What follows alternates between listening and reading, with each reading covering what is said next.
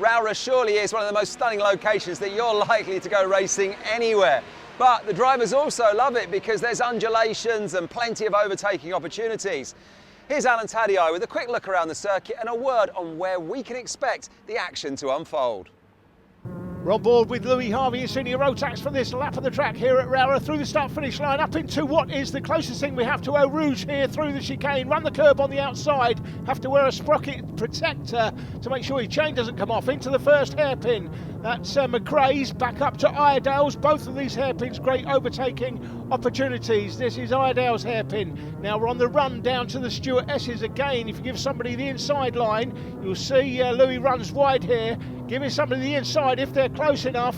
Out of the Stuart S's, will come to a little left kink right here. The car goes quite light as they go over that left kink. Right-handed here into St John's. Left-handed Sunny Bend, another overtaking opportunity. Both of them, in fact. That brings you down to the final turn, Paddock Bend, which brings you out over the finish line. That's a lap of the track here at Rowrah. We have 3 finals to bring you from round 2, and we're kicking things off then with the Mini X30s. It was Macauley Bishop who took the win in the opening round. Can he do it all again here this weekend? Well, let's find out as we go and join Jake Sanson with the grid positions. Well, Macauley Bishop certainly started things the right way. He's in pole position alongside Cameron Pratt-Thompson, Eden Spanswick and Jack Hobson next from Taylor Orridge and Thomas Cucurella-Yeomans. Then Finn Leslie and Aidan Hassan, Freddie Lloyd and Morgan Hill. Then it's George Robinson in 11th place from Sebastian Mins, Jack Mowat, Jack Owen Drawbridge and Ashton Wiggins. Out of the final turn, let's race at Rowrah! Here's Taylor Orridge.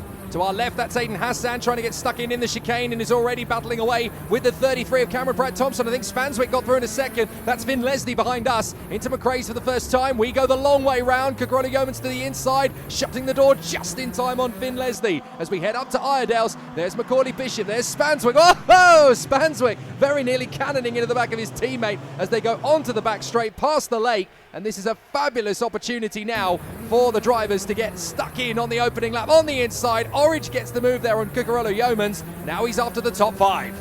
This is highly impressive by Macauley Bishop, James. I can tell you he was involved in a huge incident in the pre-final on the last lap. 2 carts went over the top of him. He finished the final winning it. That's Jack Hobson up the inside for P5.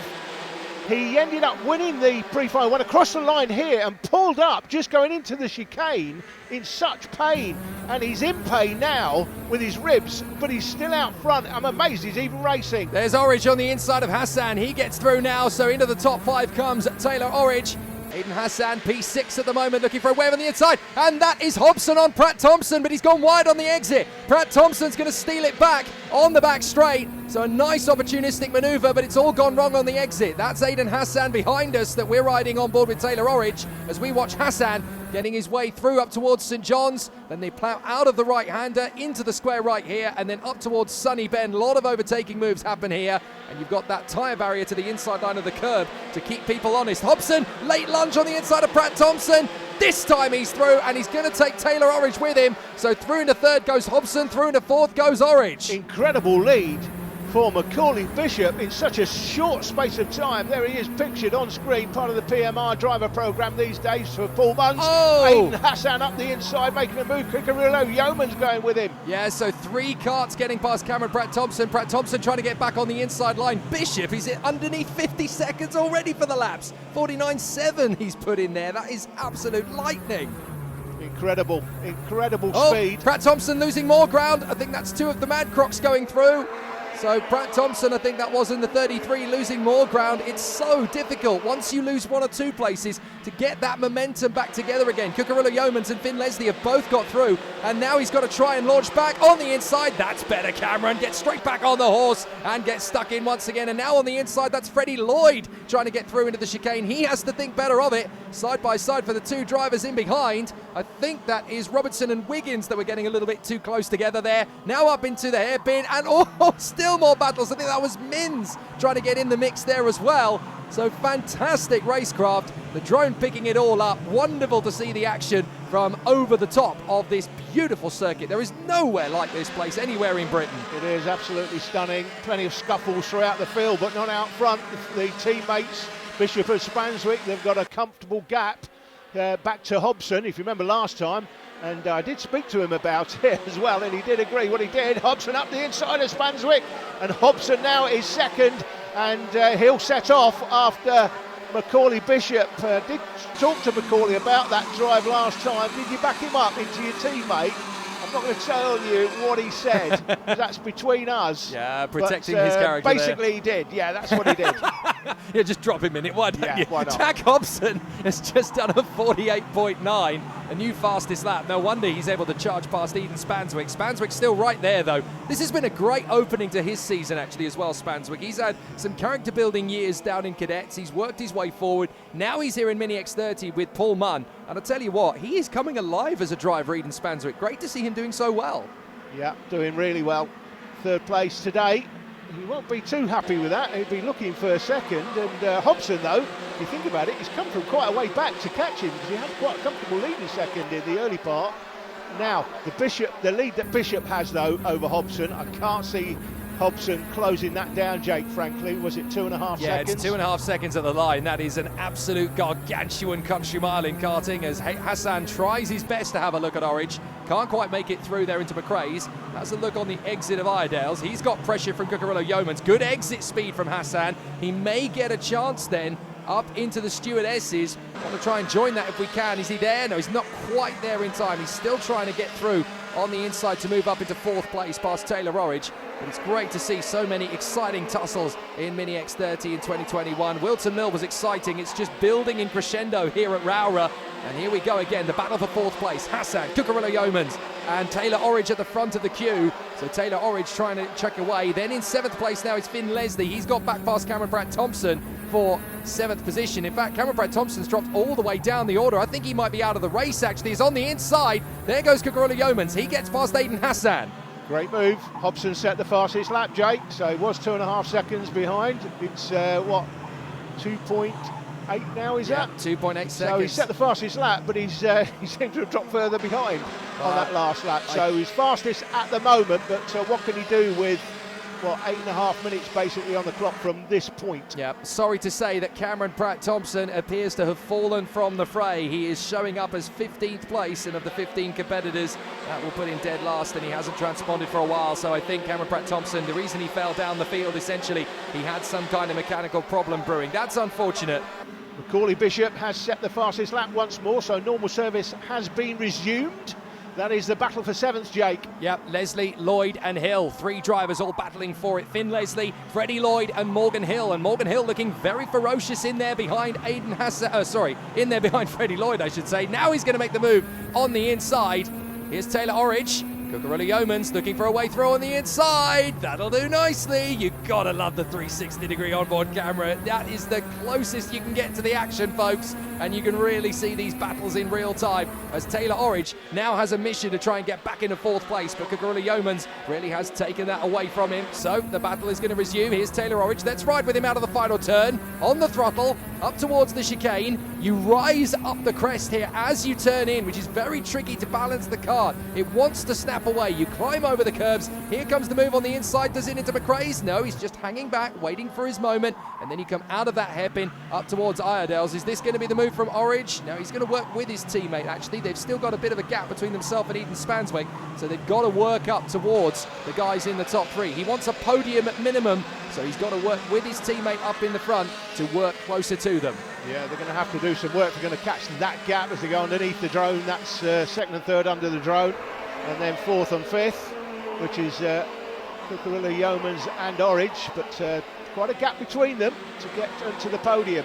This place is such a stunning race circuit, Rowrah. This really is, for me, this is like the Brands Hatch of karting. It really is, other than the fact that it's in the northwest, of course. But in terms of the undulation changes, the picturesque scenery, and the amazing amount of overtaking opportunities that there are around this place, this really is a race driver's circuit. It's quite remarkable. You know, the first time I ever came here, I wasn't too complimentary about the circuit, but since then, they've obviously built the clubhouse, they've pretty much got rid of most of the tyres. There's hardly a tyre on view. Yep. It's recticells and red and white plastic barriers everywhere. It really looks something. Battle for second. Spanswick, he gets the move then on Hobson. So Spanswick has been working up to that, getting Hobson back for quite a while now, and he's managed to make it stick. So a good overtake there from Spanswick, but still nearly 3 seconds back to the lead of Bishop. He's gone. He's just disappeared. Yeah, Bishop, it's all over as a spectacle as far as the win is concerned, but not for second and third. I think this one's going to go right to the wire between Spanswick and Hobson. There they are, coming towards us. Cucurilla Yeomans and Origin behind them, and then Aiden Hassan. Spanswick is really feeling the pressure of this. He keeps checking over his shoulder. He's not entirely sure what Hobson is going to try next. Here's Taylor Orridge closing up with Cucurilla Yeomans. Look at the speed differentiation between them, but he's not going to go for the move. Look, he's just going to edge his teammate closer. He can use that little bit of momentum to edge his teammate a little bit further forward, just a little bit of rubbing on the back bumper, just to edge the kart a little further forward to help decrease the gap. The second driver is so key in these battles because they use the slipstream to work the kart in front, to work closer into that gap, to decrease that gap. Really fascinating to watch how the teammates in particular, when they work together on this, they just cut the gap in half. One of my favourite shots, this camera angle as they go into that chicane through there. You really get a sense of the speed and the grip on the tyres in these karts, and how fast they are, Jake, as well. Bear in mind these drivers are anything from sort of 10, 11 years of age. That's it. I mean, a lot of the time on the straights, when you've got a long straight, like say somewhere at Shennington or whatever, they can break the national speed limit in various parts of the course. It's pretty quick. So these guys working very hard. Hobson still swarming all over the back of Spanswick. 3.5 seconds the gap has opened up to now. Bishop's just so good at managing the tyres, and he can work their lifespan to a really decent degree. He just check out in front. He's got good rhythm. Now we've got Hobson swarming around behind Spanswick again. And these two are fighting for second place. There's no two ways about it. Look at that lap time from Bishop, 48.4. It's just a phenomenal talent, Bishop. We've been saying this for ages. Now, we've got this battle between the two for second. We've also got the battle between fourth and fifth now, Cucurilla Yeomans and Orridge. They're still trying to catch these guys, but they're working together to get away. So it's stalemate, essentially, between these two pairs. Yeah, and then you've got Hassan and Leslie. Here they come. Hassan, Leslie. Hill, Morgan Hill's in front. Hill has worked his way past both Lloyd and Wiggins, so that's up to 8th place now for Hill. Lloyd has actually dropped back in behind the 57 of Ashton Wiggins, who didn't start the previous race, if you remember, so he was down in 15th on the grid for this one. He's worked his way back up through the pack, and he's now in P9. He's got time, just a little bit more time to do more, and he's just set the fastest lap, a 48.3 from Ashton Wiggins. Where did that come from? Wow, that's incredible. Wiggins may be 9th on track, but he's got the fastest lap at the moment, so great effort. This is the battle for 6th. See, the red mist buys you an extra couple of tenths of a second per lap, clearly. You'll be frustrated starting from the back. Here comes Hill, having a look on the inside of Aiden Hassan into the S's. He thinks better of it as they go through Stewart, out through the right, dropping down the crest, through the left sweeper, and then into St John's. Back with the battle for 4th place. This is Cucurilla Yeomans and Taylor Orridge, still desperately trying to catch Spanswick and Hobson. With 2.5 minutes to go, when do they turn rogue? When do they decide, you know what, we can't catch these two up in front, it's every man for himself? We'll have a look at the exit of the chicane here, the curb right there. That curb there is the reason. It has flattened over the years, but it's the reason you have to use a sprocket protector on the kart. Otherwise, you go over that curb with no sprocket protector on, you will rip your chain off, and that's another move. That's Wiggins. That's Wiggins getting past Hassan now, so he's charging after Finn Leslie. Up into 7th place then comes Ashton Wiggins, the man who set that blisteringly quick lap time. Oh, and up the inside, that is Hill. So Hill gets through on Hassan as well. So down to 9th position in the space of one lap goes Aiden Hassan. Wiggins through to 7th, Hill through to 8th. And now they're going to charge after Finn Leslie. Wiggins is just dropping the pack. Look at where he's finding the speed from. Bishop, as the fuel goes down, he's still able to find good speed in the kart. 48.2 now from Bishop. What's Wiggins going to do? Because he's in a pretty fast state of mind as well. It's not quite faster than Bishop because obviously he was making overtakes, so that does hold you up a little bit. But Wiggins doing a grand job. Now, here we go. These two are closer together than they have been for a while, Cucurilla Yeomans and Orridge. We're on board with Orridge. Is Taylor going to make the move? Because he's running out of time. He's got 1 minute 20 to go now. Exactly, so he's going to make the move now. There you go, 1:20 on the clock. He's decided that gap's too much I may as well make a place up and get the extra points, because we're never going to catch those in second and third now. Well, the only way they're going to is if Spanswick and Hobson have a monumental battle in the last couple of laps, and then you want to be in fourth position rather than fifth place anyway. Exactly, yes, exactly right, but I'm not sure they're even close enough to have any sort of monumental battle yet. Here comes that battle further back. What a beautiful sight. The drone has always given us fantastic pictures, and it's wonderful to give the detail to British karting that it really deserves. Here is Orridge versus Cucurulli Yeomans. Down into the braking zone for Iredales. Back on the power. Another fastest lap from Macauley Bishop. Another 48.2. Just checking out in front. The gap is now 4.2. Absolute domination from the man up front, and he's going to have 2 laps to go when he comes across the line. He'll have a few seconds to spare. Nice little battle there with Freddie Lloyd getting through now past Aiden Hassan. Goodness me, whatever's happened to Aiden Hassan, whether the tyres have just started to fall by the wayside. When they plummet, they really do plummet. You lose all grip, and you've just got to try and keep it together and hope that you don't lose too much ground. So maybe the tyres have just faded for Freddie Lloyd, for Aiden Hassan, and that's why everybody's able to fly by. And when I say tyres fade, I mean literally 1 or 2 PSI difference in terms of pressures. That's all it takes to lose all confidence and all grip in the tyres. Yeah, absolutely. I mean, we had a mechanic talking in an interview. He was talking about half a pound of tyre pressure making a difference. So here is that little tussle finishing up. Second, third, fourth, fifth. Spanswick, Hobson, Orridge and Cucurulli Yeomans. Leslie should be safe in P6, although Wiggins is pushing to try and close that gap down. And they'll get 1 more lap after this one. Bishop is about to start the final lap now. There he goes, and there is the last lap board, so you can see it. Now, a bit of a mistake from Orridge out of the final turn, and that's all the ammunition that Cucurulli Yeomans needs, but he doesn't go for it. Didn't quite get there. He was up the inside. We have to give best to Taylor Orridge. This is the leader, though, and what an effort this is after his earlier collision. At the bottom here, going down to the Stewart S's, as he went through the S's on the last lap in the pre-final, had 2 carts go over the top of him, damaged his ribs badly, so badly he could only finish the race, which he did. He still won the race, but then pulled up about 60, 70 yards after the finish line. He was in that much pain, and his ribs will be absolutely killing him, but what a warrior. He'll be happy about it now. What a warrior, and it's a double-fisted wave in the air for Macauley Bishop. That's what it means to him. A nice skate on the brakes into turn 1 as well, across the line. Oh, it's getting close for 6th of the line. Goodness me, Wiggins just hanging on there in front of Finn Leslie, I do believe. Just managing to poach it at the bitter end. Excellent stuff. Macauley Bishop wins from Eden Spanswick by 4.3 seconds. Hobson is third from Taylor Orridge and Thomas Cucurulli Yeomans. Ashton Wiggins does get 6th in front of Finn Leslie and Morgan Hill. Then Freddie Lloyd in P9, George Robinson in P10. Can anybody beat Macauley Bishop this season? Well, a fantastic win there for young Macauley Bishop, and a 1-2 for PMR, and of course Jack Hobson back there in 3rd place. It's a carbon copy of the podium that we saw at Wilton Mill. And shout out to Macauley Bishop as well, because an incident in the pre-final saw him get taken away in an ambulance. He nearly didn't make the final, but he did get onto the start line and he won in great fashion. Here's what he had to say when I caught up with him at the podium. A great weekend for yourself and PMR. Yeah, it's a really good weekend. I'd like to dominate again next round, and I'd like to donate this win to my dad for Father's Day. Well done to you, sir. I'm sure you will dominate the next round, but as far as the championship's concerned, it's looking really good. You've won at Wilton Mill, you've won here at Rowrah, so huge congratulations. Yeah, I'm hoping to finish the championship off and then maybe just go from there.